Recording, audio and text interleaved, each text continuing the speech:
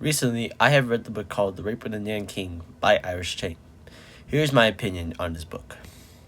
I say overall, this book is a high 8. It is a really good book, I'd say.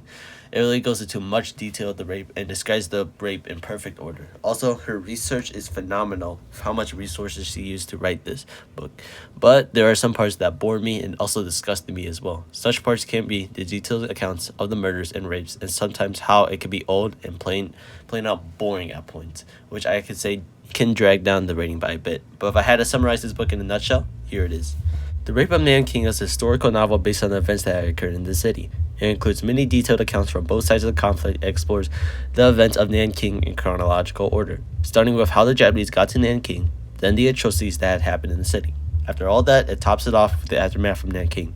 It goes into depth into each event and gives a lot of information from each side, so the reader can understand the event from everyone's perspective. Going into the text, one quote I would say that stands out throughout the entire book can be, "Those who ignore history tend to become its victims."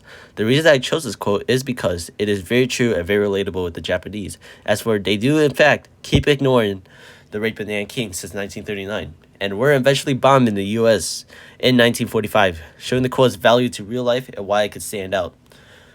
But overall, I did in fact enjoy this book. It was an interesting read, and it was interesting to learn about such a terrible tragedy that hasn't been recognized by history, and how most people never knew about this hidden Holocaust of the Chinese. In my opinion, for all those people that enjoy historical books and love history, this book is for you. It explores the atrocities of the Japanese during World War II and possible reasons why Japanese were despised by the US. Also, before reading it, make sure you have a strong gut.